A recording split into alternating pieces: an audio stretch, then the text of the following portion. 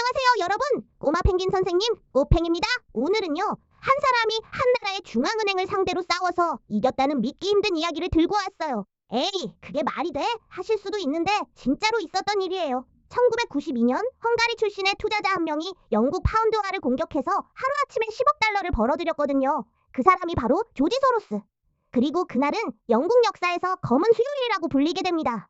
도대체 무슨 일이 있었던 건지 오늘 꼬팽이랑 같이 처음부터 찬찬히 풀어볼게요. 자, 이 이야기를 이해하려면 먼저 당시 유럽 상황을 알아야 해요. 1990년대 초 유럽 나라들은 우리 화폐를 하나로 통일하자는 큰 꿈을 꾸고 있었어요. 지금의 유로화가 바로 그 결과물인데요. 그 전 단계로 ERM이라는 걸 만들었어요. ERM은 유럽 환율 메커니즘의 약자인데 쉽게 말하면 유럽 각 나라의 화폐 가치를 서로 일정 범위 안에서 묶어두는 시스템이었어요. 예를 들어 영국 파운드와 독일 마르크의 환율이 너무 벌어지면 안 되는 거죠. 영국은 1990년에 이 ERM에 가입했어요. 문제는 가입할 때 파운드 가치를 너무 높게 설정했다는 거예요. 당시 영국 경제는 솔직히 별로였거든요. 경기 침체에 실업률도 높았고 인플레이션도 문제였어요. 그런데 파운드 가치는 우리 이만큼해요 라고 높게 잡아놓은 거죠. 마치 내 월급은 200만 원인데 나 연봉 1억이야 라고 허세 부린 것과 비슷해요. 당장은 유지가 되지만 언젠가 들통나게 되어 있잖아요. 그리고 설상가상으로 독일 상황이 문제를 더 키웠어요.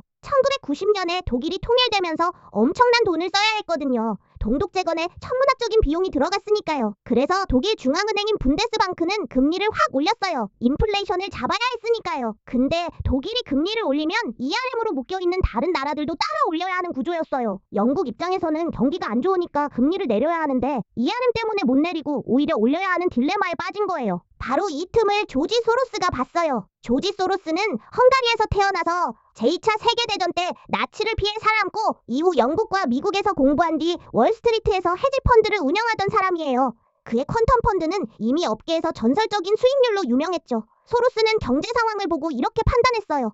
영국 파운드는 지금 가치보다 훨씬 높게 매겨져 있다. 영국 정부가 이 환율을 유지하는 건 불가능하다. 조만간 파운드 가치가 떨어질 수밖에 없다. 그래서 소로스는 어마어마한 도박을 걸었어요. 파운드를 100억 달러어치나 빌려서 팔아치운 거예요. 이게 바로 공매도예요. 지난 에피소드에서 배웠던 거 기억나시죠? 없는 걸 먼저 팔고 나중에 싸게 사서 갚는 것. 소로스는 파운드가 떨어질 거라고 확신했으니까 지금 비싼 가격에 파운드를 잔뜩 팔고 나중에 떨어지면 싸게 사서 갚을 계획이었어요. 1992년 9월 16일 그 운명의 날이 왔어요. 소로스뿐만 아니라 다른 투기꾼들도 파운드에 베팅을 걸면서 파운드 가치가 급격히 떨어지기 시작했어요. 영국 정부는 필사적으로 방어했어요. 먼저 영국은행이 보유하고 있던 외화로 파운드를 사들이기 시작했죠.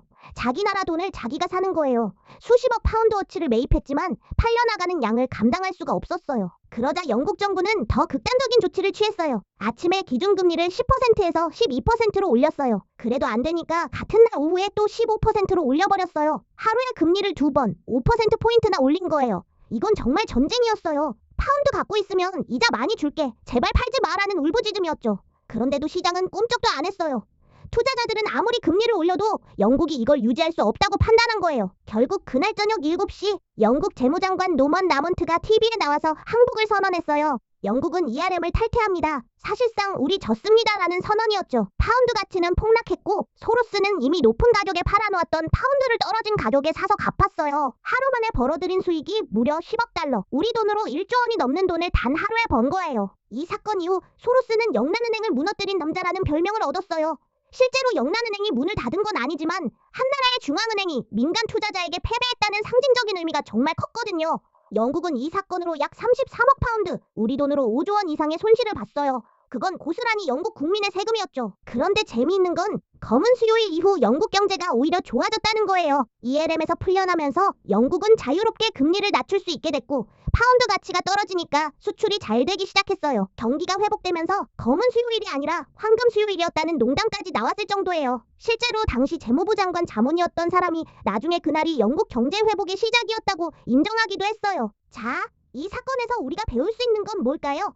첫째, 시장의 힘은 정부보다 강할 수 있다는 거예요. 아무리 중앙은행이 개입해도 경제 기초 체력에 맞지 않는 환율이나 가격은 결국 무너져요. 둘째, 거시경제의 불균형이 보이면 그건 결국 터진다는 거예요. 소로스가 천재적으로 본 건 맞지만 사실 많은 경제학자들도 파운드가 과대평가됐다는 걸 알고 있었어요. 다만 소로스는 거기에 실제로 돈을 건 거죠. 그리고 개인 투자자인 우리에게 가장 중요한 교훈, 바로 남들이 다 괜찮다고 해도 숫자가 안 맞으면 의심해라는 거예요. 영국 정부가 파운드 가치는 문제 없다고 아무리 말해도 실제 경제 상황은 그 가치를 뒷받침하지 못했잖아요. 주식도 마찬가지예요. 회사가 아무리 좋은 소식을 발표해도 실적과 재무 상태가 뒷받침하지 않으면 주가는 결국 제자리를 찾게 됩니다. 항상 기본기를 확인하는 습관을 들이세요. 오늘도 투자한 걸음과 함께 해주셔서 감사합니다. 더 많은 금융 이야기는 재행준용.com에서 만나보세요. 유튜브 채널 업다운대박 구독과 좋아요 부탁드려요. 내일 또 만나요. Departure board 깜빡여 G17 final boarding call 발이 안 떨어져 여기서 내 그림자만 길어지고 One more time